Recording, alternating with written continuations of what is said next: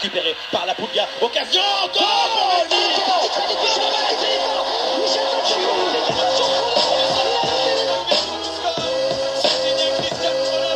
Seconds, Jordan's force-up shot for left. Oh, yes, win! Michael Jordan saves the day.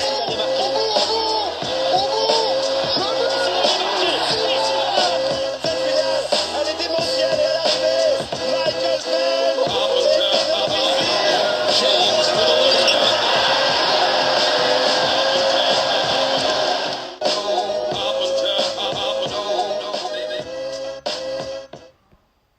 Attention, c'est parti. Allume le feu. Salut à tous et bienvenue pour l'épisode numéro 3 des 50 plus grands sportifs de tous les temps. Je suis encore avec Armand. Salut Armand. Hello Thomas. Prêt pour en découdre? Prêt pour en découdre, ouais, avec les... On attaque les 30 premiers, ça va commencer à avoir des débats intéressants, même si on a déjà perdu Boss et son classement farfelu, il reste quand même 2 candidats sérieux pour discuter de tout ça. C'est vrai que malheureusement, on est encore avec Ben. Salut Ben. Non, mais moi je me barre si je commence à me faire insulter. Je pense que c'est un classement. Je suis une des seules personnes qui fait un classement en ayant des arguments très rationnels derrière et en produisant des chiffres. On charrie, c'est le but. Attends, j'ai un classement très rationnel par rapport à l'autre abruti qui faut un Maradiané en 50e place. C'est vrai qu'on a l'autre champion qui est toujours là. Salut Alex. Salut, Amara Yané a des arguments pour être dans le top 50, mais clairement pour être largement derrière Cristiano Ronaldo et Messi, et surtout pas les voir proches du top 20 est quand même une aberration. C'est parfait, ça commence à charrier. On va en découdre pendant encore une quarantaine de minutes pour les places 30 à 21. Donc je propose qu'on commence et qu'on aille dans le vif du sujet. Armand, en 30, t'as qui toi? En 30, j'ai Babe Ruth, le baseballeur. Joueur de baseball, ouais. Joueur de baseball iconique de la première moitié du XXe siècle, qui a largement dépassé le cadre de son sport. Il est un peu considéré comme un héros aux États-Unis. Il a démocratisé le baseball, il a battu 154 records dans son sport, il en a 50 qui tient toujours. Alors certes, il bénéficie de quelques changements de règles dans le sport qui font qu'il détient beaucoup de records encore, mais à l'époque où il y avait beaucoup moins de sport qu'aujourd'hui, le baseball était un sport déjà très présent aux US. Donc l'importance du sport était plus forte par rapport à aujourd'hui et il reste encore aujourd'hui une icône de son temps pour une période vraiment lointaine, quoi. Ouais, moi j'ai hésité à le mettre beaucoup. Finalement, j'aurais un autre joueur de baseball dont je reparlerai tout à l'heure, mais Babe Ruth, effectivement, légende des années 20. Alex, tu nous as mis qui en 30? Je vais revenir sur Babe Ruth parce que c'est assez marrant, moi je l'ai en 29, ça a été une grosse citation de savoir si je l'inscrivais ou pas, mais son palmarès, c'est ce que donc, la description qu'Armand a fait parle pour lui, malgré le fait qu'on parle d'un sport qui est un peu moins populaire, notamment en Europe, et donc je suis assez proche pour tout son palmarès de l'avoir mis dans le top 30. En 30e position, moi j'ai gardé un sportif dont on n'a pas mal parlé autour des places 40 et 30, qui est Tony Hawk, pour tout ce qu'il a apporté au skate et toute sa démocratisation justement de cet univers un petit peu grunge du skateboard et sa démocratisation aussi au grand public. Ok, Tony Hawk et Babe Ruth. Alors moi, pour continuer dans les sports US, en 30e, j'ai Joe Montana.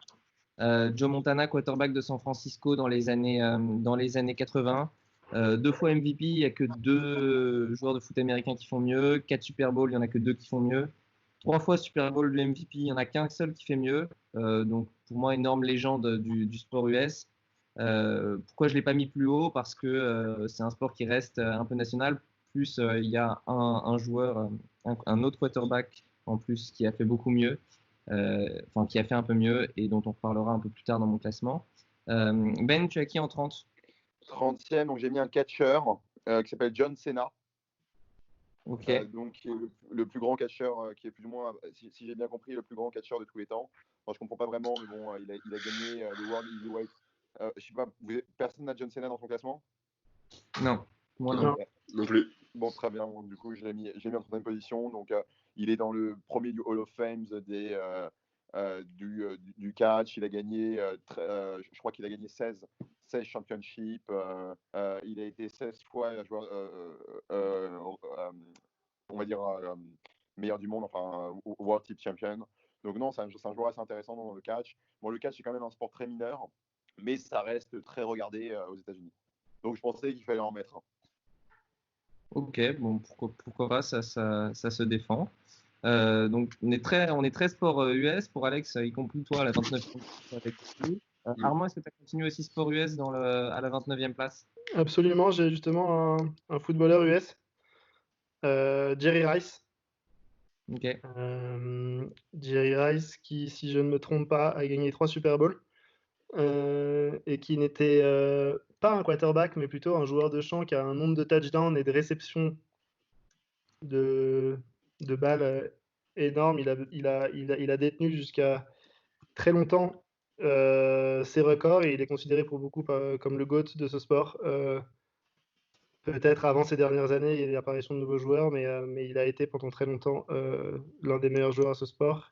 Il officiait, si je ne me trompe pas, dans les années 80 et fin des années 80, début des années 90. Et donc c'est le meilleur footballeur US que j'ai mis dans mon classement, moi.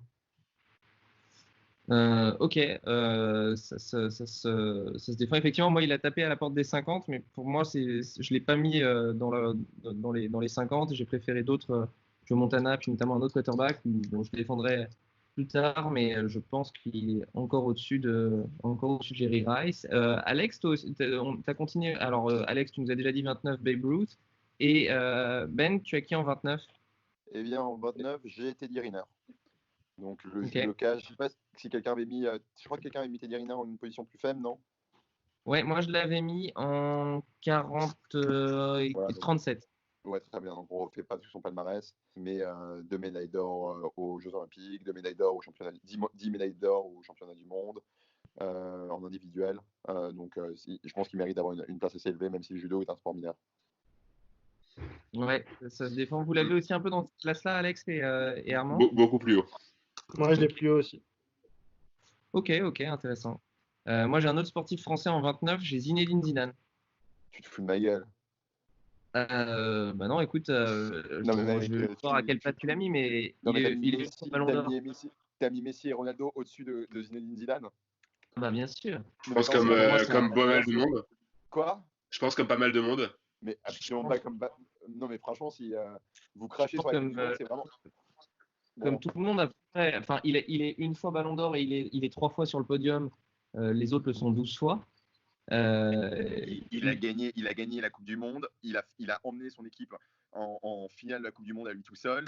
C'est un entraîneur. Il a gagné 4 Ligues des Champions. Ouais, moi, je suis pas d'accord sur le fait qu'il gagne la Coupe du Monde à lui tout seul. Non, il l'emmène en 2006. En 2006, c'est lui Oui, mais là encore, je suis pas d'accord. C'est ce qu'on disait la dernière fois, c'est que pas d'accord que Zidane emmène tout seul 2006 sur le podium, t'as Thierry Henry, 2006 t'as encore Non, mais les pour moi, t'as Thuram Gallas en défense centrale, t'as encore Barthez dans les buts, t'as t'as Vieira Vieira au qui est milieu. dedans, t'as l'explosion de Ribéry.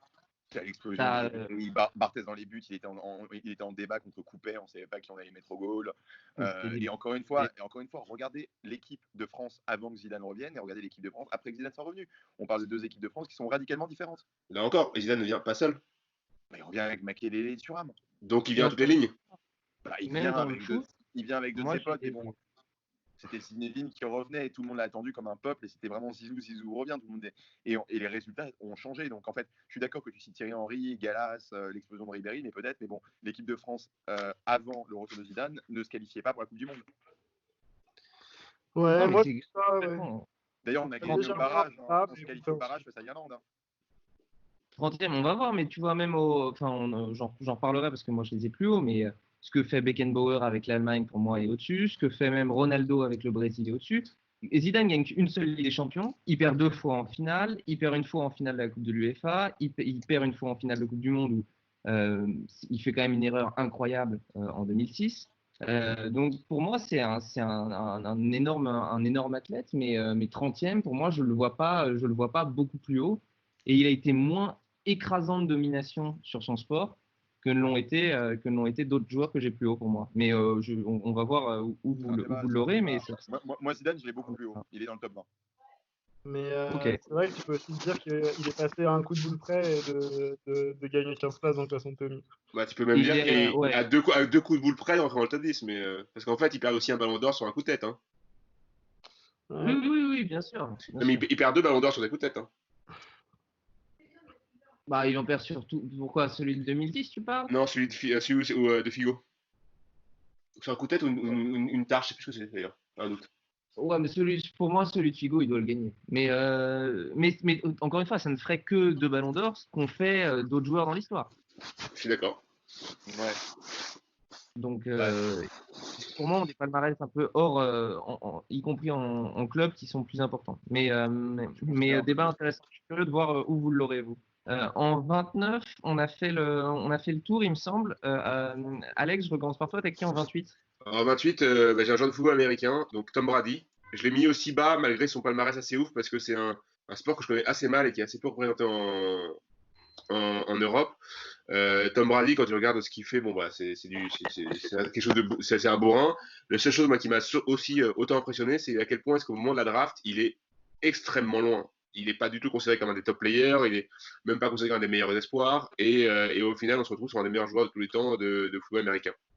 Et notamment aussi la manière dont il a marqué son empreinte avec le Super Bowl 2016 où on a droit à une remontada fantastique des Patriots. Moi, voilà, j'ai mis dans le top 30 parce qu'il devait l'être, certainement plus haut dans beaucoup de classements, mais je trouve assez fou. Ouais, effectivement, moi, c'est effectivement lui que j'ai, mais je l'ai aussi plus haut que toi. Armand, toi, t'as pas mis du coup Tom Brady, t'avais mis plutôt Jerry Rice. Qui tu as en 28? Ouais, j'avais mis Tom Brady en 45, je sais pas si vous vous rappelez, mais Ah c'était oui. dans les deux footballeurs US, je l'avais aussi Ah, mis. En 28, j'ai Boubka. On en a déjà parlé, je crois qu'il est il a déjà été mentionné par, par Alex et On avait aussi. on en avait un peu parlé quand on avait parlé de la Villeni un peu plus bas dans Ouais, le classement. Ouais. j'ai préféré Boubka à la Villeni et je l'ai mis aussi haut parce que pour un peu son influence au-delà du sportif et la longévité de ses records. Voilà, on en a déjà un peu parlé. ouais, Sergei Bubka, légende de la perche. En 28, Alex, t'as qui, toi? Donc moi j'ai encore Tom Brady. Ah oui, oui, toujours Tom Brady, pardon. Ok, et Ben, 28? Björn Borg. Björn Borg, ok. Moi, je l'avais mis un peu autour de la 40e place. Ouais. Je sais pas si Moi, tu j'ai veux mis rajouter au-dessus. sur Björn Borg. Moi, j'ai mis au-dessus. Enfin, qui est en train de gueuler à côté là? N'hésitez pas à vous mettre en mute quand vous parlez pas. Ouais, Ben, Björn Borg en 28. En 28, ouais, Björn Borg, 11 titres du Grand Chelem, retraité à 26 ans, sauf que ça mérite. Je trouve que ça mérite cette place dans le classement. Ouais, totalement. Je suis d'accord avec toi. Et bon, 28, moi, je trouve ça un poil élevé, mais bon, pourquoi pas. Moi, en 28, j'ai une autre star des années, alors plutôt 80 même. J'ai Magic Johnson. Je pense que vous l'avez peut-être plus haut dans votre classement. 5 titres NBA, 3 fois MVP. Réinvention totale du basketball et la NBA qui prend son ampleur dans les années 80 avec la rivalité Magic Johnson contre la. Euh, il est un peu. Il devient aussi une légende par l'annonce de sa séropositivité au début des années 90. Ce qui malheureusement pour lui, du coup, écourte un peu sa carrière, parce que ça arrive à 31, il a 31, 32 ans. Et c'est aussi marqué par l'avènement à la fois de Jordan et des Bad Boys de Détroit, qui l'empêche d'avoir encore plus de titres et encore plus de bagues de MVP. Et donc, du coup, de rester à la 28e place, là où il aurait pu, à mon avis, gagner encore quelques places dans ce classement. Moi, il est dans mon top 10. Moi Okay. il est 27e. Voilà. Oui, 27e, ok, bah, Ouais. ça fait une bonne transition. Je sais pas si tu avais d'autres points que tu voulais relever. T'as dit, je pense, tout ce qu'il y avait à dire sur Magic Johnson. Et puis, franchement, c'est son prénom quand tu t'appelles Magic, tu peux que Irving te régaler.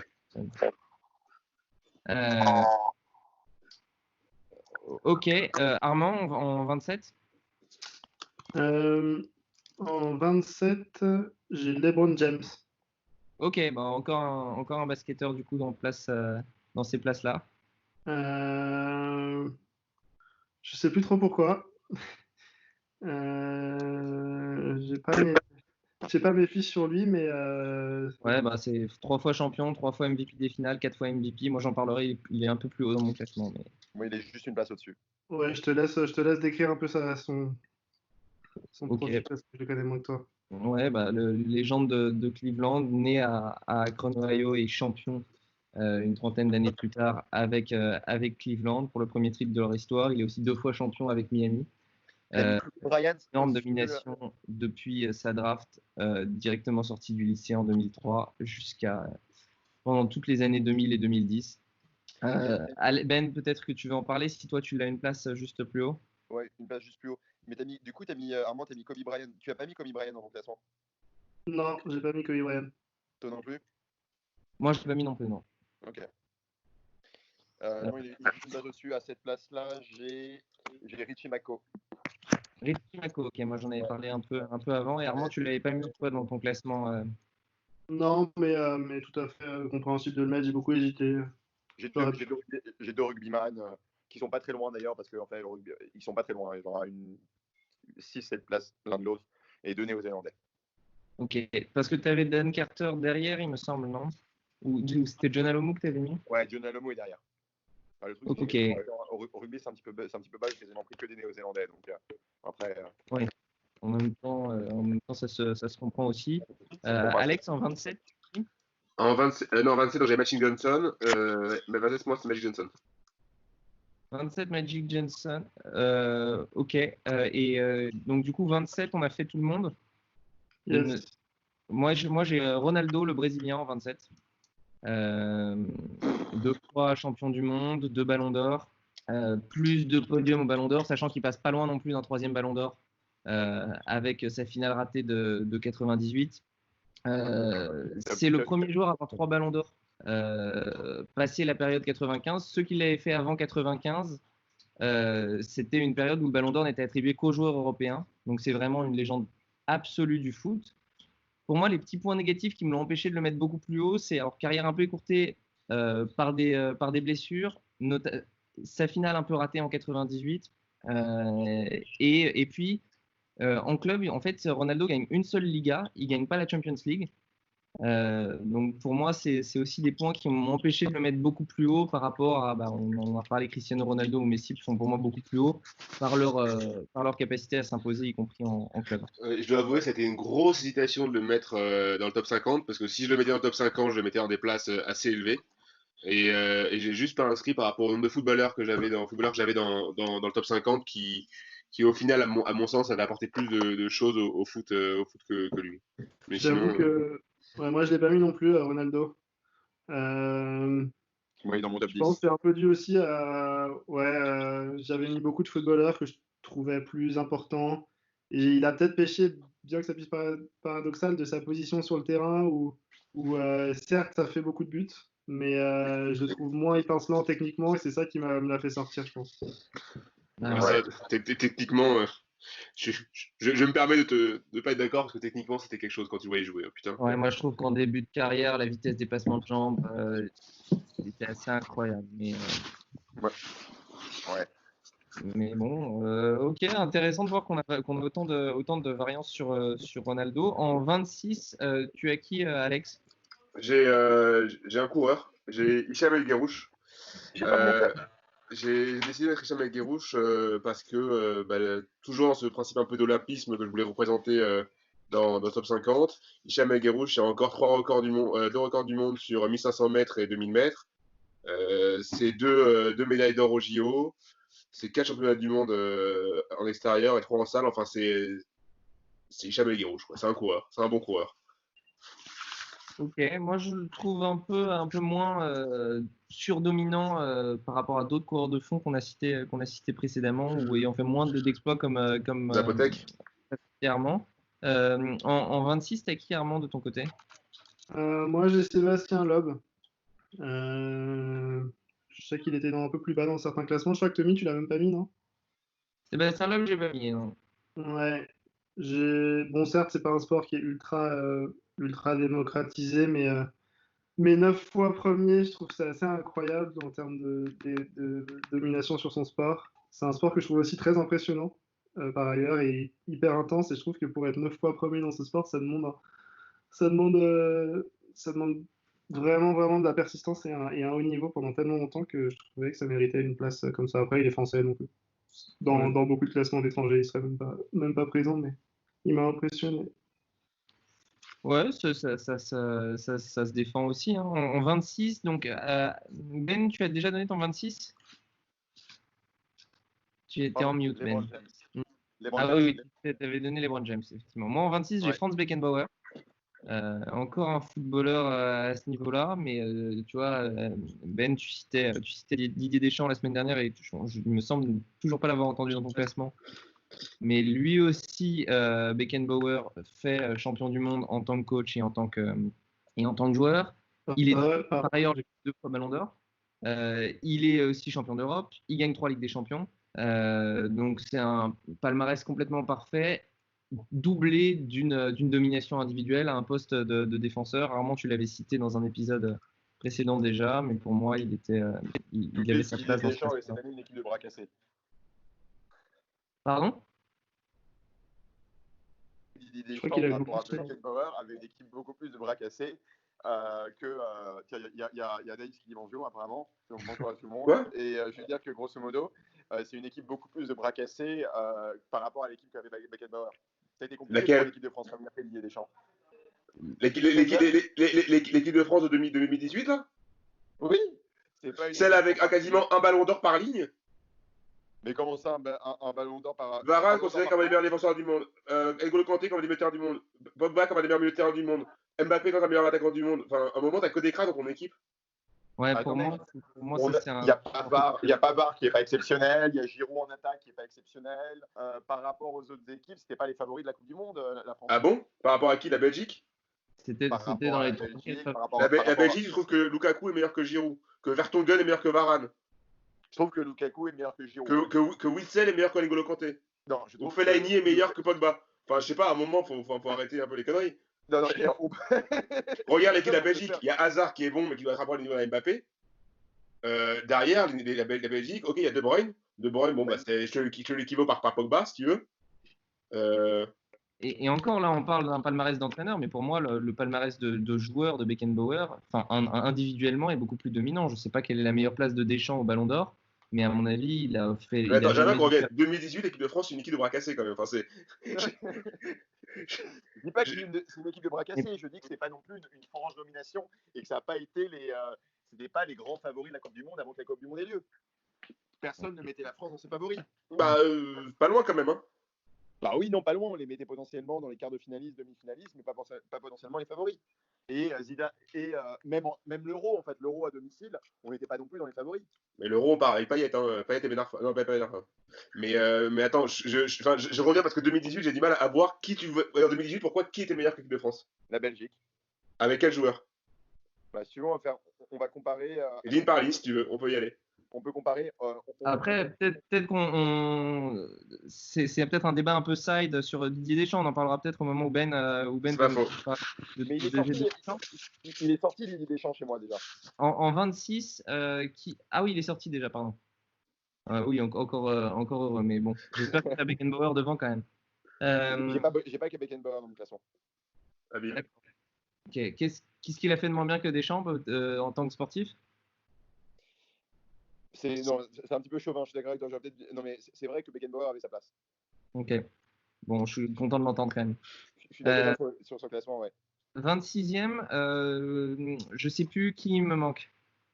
Moi, je pense que je l'ai pas dit encore. Ouais. Parce que j'ai mis en 26 Boubka, justement, j'ai mis donc un peu assez loin devant la Villénie, mais parce que Boubka, voilà, pour tout ce qu'il a apporté à son sport, tout ce qu'il a apporté en termes aussi de reconnaissance olympique en tant que président du CIO, président des candidatures. Boubka, pour moi, ça reste quand même un des symboles de l'olympisme et je le voulais que soit rentré dans ce classement. Ouais, ça se défend. Vous l'avez beaucoup autour de cette place-là. Et moi, je ne l'ai pas pour le coup dans mes 50. Armand, t'as donné ton 26, toi? Ouais, là, j'ai dû bugger sur l'explication, mais vous avez dû comprendre les grandes lignes. Ouais, je pense que tout le monde visualise bien aussi la carrière quand même de Lob. On a eu la chance de le suivre comme il est français. On peut passer place 25? Yes. Vas-y, Armand. Moi, j'ai Lewis Hamilton. Okay. Je sais pas si vous l'avez plus haut. Moi, je l'ai un peu plus haut. Ouais, il a le record du nombre de championnats. Il est sextuple champion du monde de Formule 1. Beaucoup de records de pole position, je crois, 151 podiums en carrière. Il pourrait être plus haut. J'ai une autre icône de ce sport plus haut. C'est toujours un sport qui me rend un peu sceptique parce qu'on a l'impression que les inégalités des machines des pilotes font vraiment la différence. Et du coup, on se rend parfois moins compte d'à quel point ils sont bons s'ils avaient tous la même voiture. Donc, c'est pour ça qu'il n'est pas beaucoup plus haut, vu qu'il détient tous les grands records de ce sport qui est quand même un sport assez populaire dans le monde. Ouais, moi je l'ai un poil plus haut, mais effectivement, dans tous les cas, énorme champion. Ben en 25. Joueur de baseball, Bo Jackson, on en a parlé. Ok, Bo Jackson, on en a parlé dans un épisode précédent, effectivement. De ton côté, Alex? Alors moi, j'ai mis justement Beckenbauer en 25. Beckenbauer, et je vais me permettre aussi de répondre à Ben sur le palmarès de Beckenbauer. Beckenbauer, en tant que joueur, donc c'est 5 championnats d'Allemagne, 2 ballons d'or, donc en 72 et 76. Mais en tant qu'entraîneur, parce que tu compares à Deschamps, c'est une Coupe du Monde aussi, parce qu'il a déjà gagné une en tant que joueur et une finale. Il fait une Coupe du Monde en 90 et il fait aussi finale en 86. En tant qu'entraîneur, plus un championnat d'Allemagne et une Coupe UEFA en plus. Donc, que ce soit en tant que joueur ou en tant qu'entraîneur, c'est quand même un mec qui a marqué son empreinte tout le foot. Et c'était une période aussi avec, on va dire, c'est un foot un peu objectif de gagner, c'est-à-dire un peu à Deschamps, c'est-à-dire on joue mal mais on gagne. Et ça a été justement pour moi un des joueurs qui reste quand même marquant de l'histoire du foot. Ouais, grand rival d'abord du Brésil de Pelé, puis des Pays-Bas de Cruyff, dont on va peut-être parler, je ne sais pas si ça fait un peu long dans leur classement. Moi, en place 25, j'ai Sugar Ray Robinson, le boxeur, considéré par certains comme donc boxeur des années 50, enfin, même si sa carrière a duré sur pas mal de décennies, considéré meilleur boxeur de tous les temps en 2002 par le magazine Ring, qui est un magazine de référence. Il a contribué aussi à la création du classement Pound for Pound pour essayer de comparer les différentes catégories de poids, parce que c'est un des premiers à être champion dans les welter, champion en middleweight. Une stat complètement incroyable, c'est qu'il n'a aucune défaite dans sa carrière amateur. Il me semble qu'il fait 85 combats amateurs. Et ensuite, il a une défaite dans ses 131 premiers combats pro. Ce que je trouve complètement délirant. Beaucoup de défaites ensuite dans sa partie un peu déclinante en fin de carrière. Mais pour moi, légende de la boxe, et il méritait sa place dans le classement. Je pense qu'on a fait le tour du 25, on peut passer en place 24. Armand, en place 24, t'as qui de ton côté? On vient d'en parler et je ne l'ai pas dit, j'ai Magic Johnson pour ce que tu as dit, c'est 5 titres de NBA, 3 fois MVP. On est à peu près en même place avec toi et Alex, je crois. Donc, Ouais. voilà.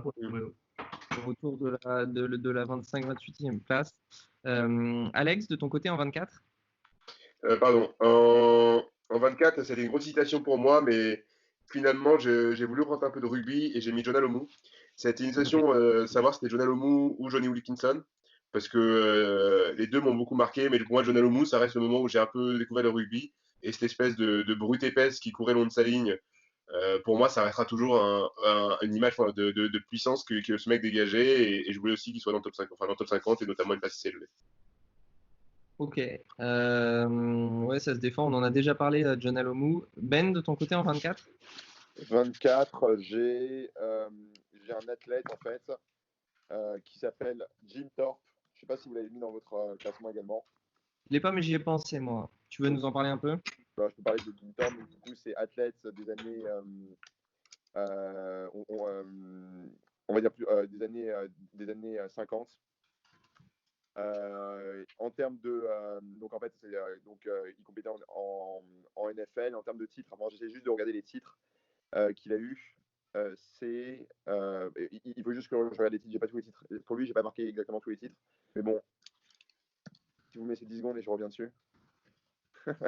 Ouais, en attendant que tu trouves plus sur Jim Thorpe, en 24, moi j'ai Jesse Owens, athlète légendaire des années 30, légendaire notamment parce qu'il gagne 4 titres olympiques sur une seule Olympiade devant Hitler, athlète nord-américain qui gagne devant Hitler en 36 à Munich sur toutes les disciplines rennes, 100, 200, longueur notamment. Il a un autre fait qui est assez incroyable aussi. Il a battu en 35 4 records du monde dans l'espace de 35 minutes. Notamment sur les distances du sprint, ce qui est complètement incroyable. Alors, carrière très courte parce qu'il s'arrête juste après les Jeux Olympiques de 36, à 23 ans. Après qu'on lui ait retiré son statut amateur, où il a préféré prendre des deals d'endorsement américain. mais athlète complètement légendaire que j'ai voulu rentrer dans le classement. Ben, tu veux revenir en 24 je reviens sur, parler de je Jim reviens Thorpe? sur Thorpe, j'ai ressorti les fiches. Donc en fait, c'est grosso modo en termes un athlète qui a compété à la fois en pentathlon, en décathlon. Il a gagné la première médaille d'or pour un natif américain de l'histoire. Il a également, après avoir été en pétathlon, décathlon, il est parti il s'est mis en fait à jouer au baseball, donc il est parti il a fait carrière en baseball. Il a fait aussi carrière en basketball. Donc en fait, le mec a grosso modo, je trouve ça absolument monstrueux, réussi à être à un niveau de compétition au plus haut niveau.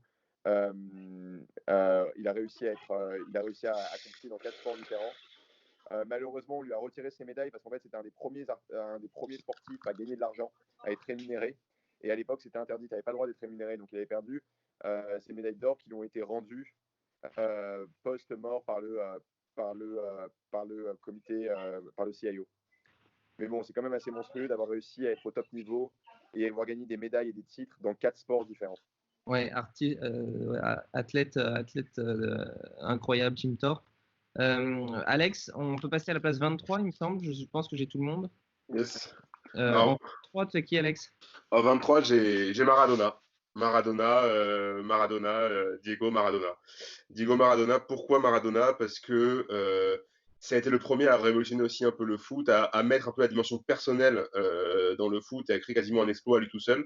La Coupe du Monde, alors il la gagne aussi en grande partie sur une belle tricherie, comme on dit, mais le moment où il fait ça, c'est aussi un moment un peu de vérité, de la gagne. C'est un petit peu ce but-là, l'arbitre aurait dû le voir, tout ça l'a vu, tout le monde l'a vu, mais l'arbitre aurait dû le voir.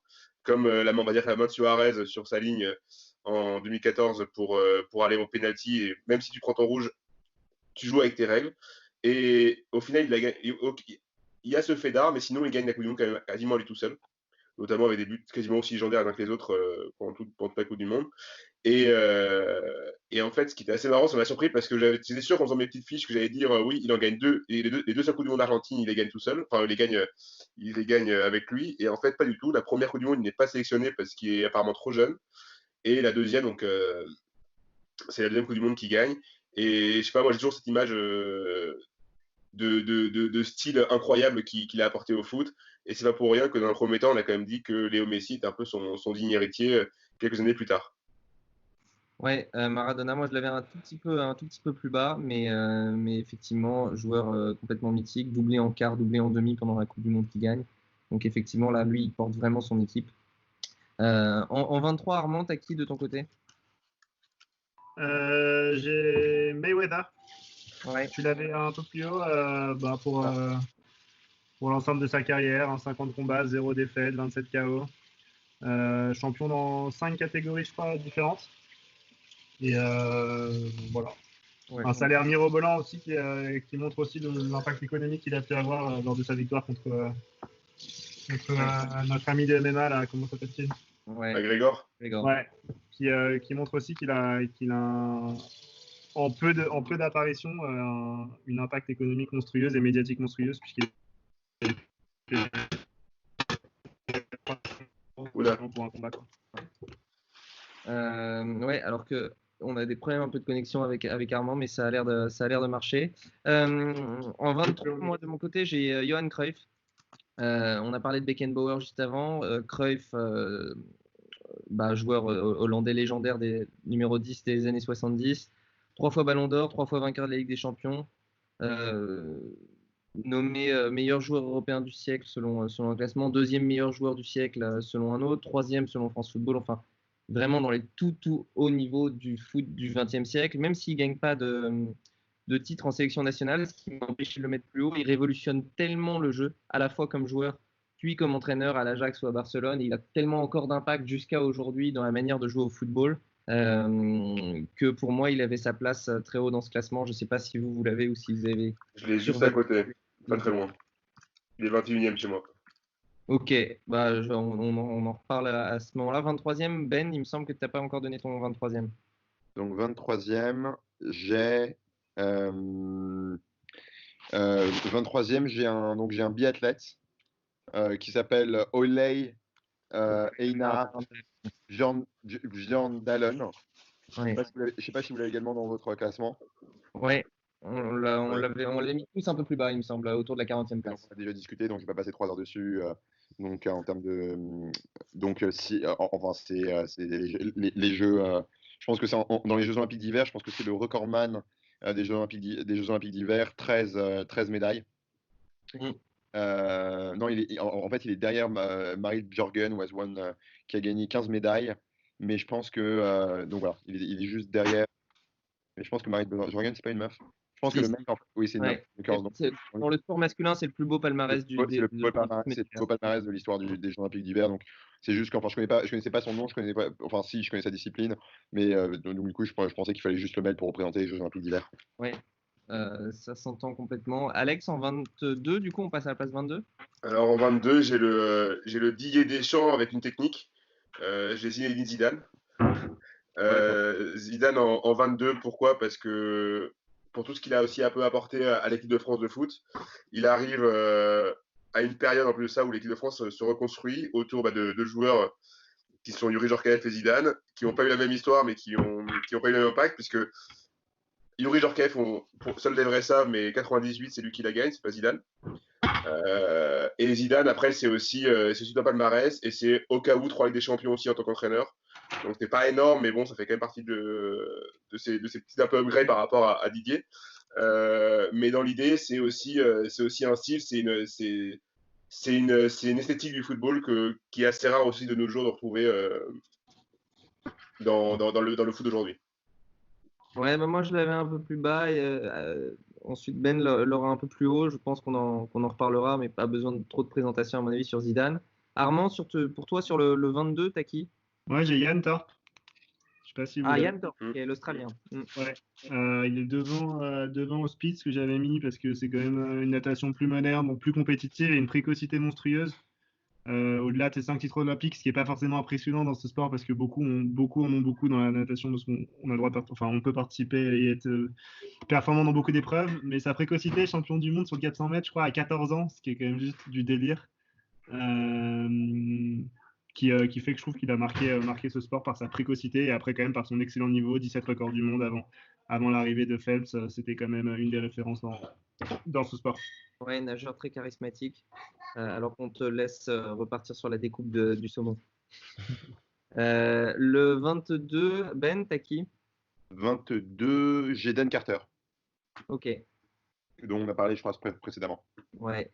Le néo-zélandais, demi d'ouverture de l'équipe double championne du monde. On en a déjà un peu parlé. Moi, en 22, j'ai un joueur de baseball. Alors, j'ai hésité avec Babe Ruth longtemps, mais j'ai mis Joe DiMaggio. Voilà, triple MVP dans les années 30, 9 titres. Il n'y a qu'un seul, il me semble, joueur qui fait plus. 56 winning streaks, donc c'est atteindre au moins une base dans un match. Il en a fait 56 de suite. C'est un record qui tient toujours aujourd'hui. Légende hors du baseball. Des chansons de Simon Garfunkel avec ses histoires avec Marilyn Monroe. Enfin, avec pas Marilyn Monroe, mais si Marilyn Monroe, il me semble. Pour moi, ça devient un joueur complètement légendaire au-delà même du baseball et j'avais envie du coup de le mettre très haut à ce titre dans le classement. 22, on a fait le tour des 22, il nous manque encore le 21 pour terminer l'épisode. 21, tu en avais déjà parlé, Ben ou Alex, de ton 21, il me semble. Pas moi. Ok, ton 21 du coup, Ben, c'est qui? On va partir sur un athlète, un coureur, Carl Lewis. Ok. Donc, Carl Lewis, on parle de 9 médailles d'or aux Jeux Olympiques, 10 titres de champion du monde. Donc, il a dominé la discipline pendant quasiment 9 ans.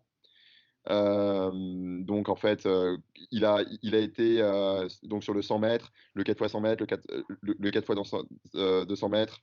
Il a fait en tout des records du monde en fait, je crois quasiment 15 fois lors de sa carrière.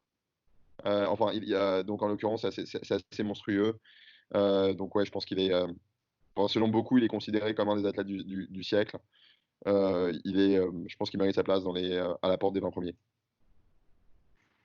Ouais, alors moi je l'ai plus haut, je pense qu'on sera plusieurs à l'avoir plus haut, mais Alex en 21, tu as qui toi?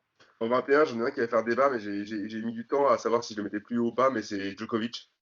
Djokovic, pour tout ce qu'il a apporté enfin, pour tout ce qu'il apporte au tennis, mais dans le sens où on a l'impression qu'il est un peu effacé face à deux monstres, Nadal et Federer, quand même, qui depuis 10 ans sont en train d'écraser la concurrence. Mais en fait, Djokovic, quand on regarde bien son palmarès et ce qu'il fait dans cette période-là, c'est complètement fou aussi. Il est à 17 titres du Grand Chelem, quand on sait qu'un Nadal, c'est 19, dont une grande partie sur Roland Garros, et que Federer, c'est 20.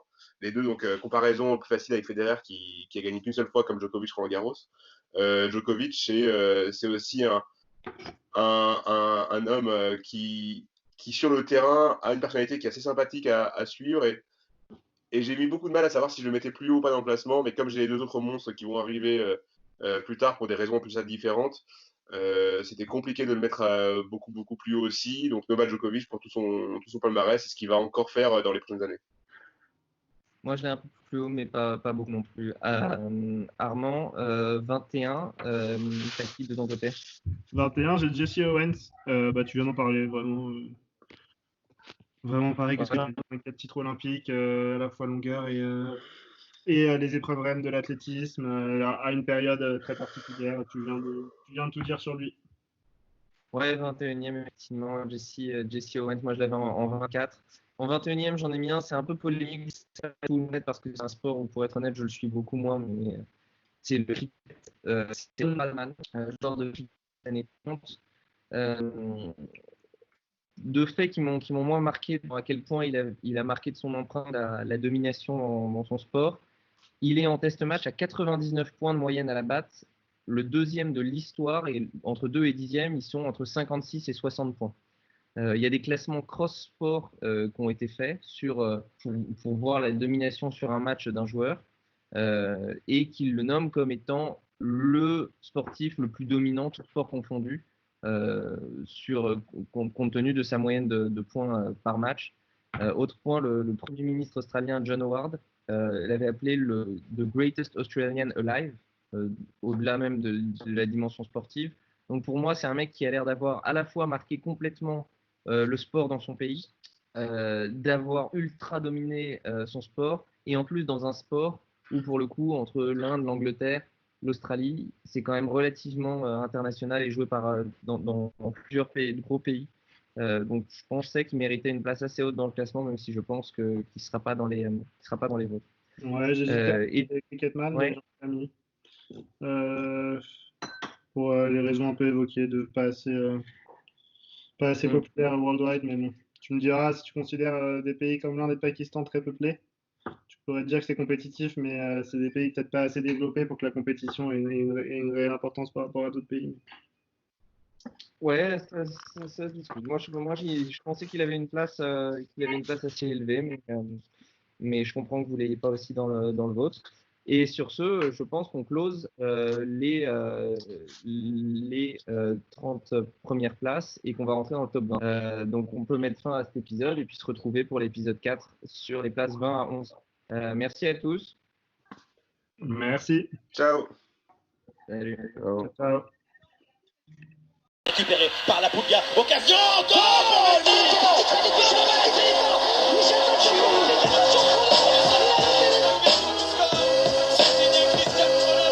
Seconds, Jordan's north-side shot, left.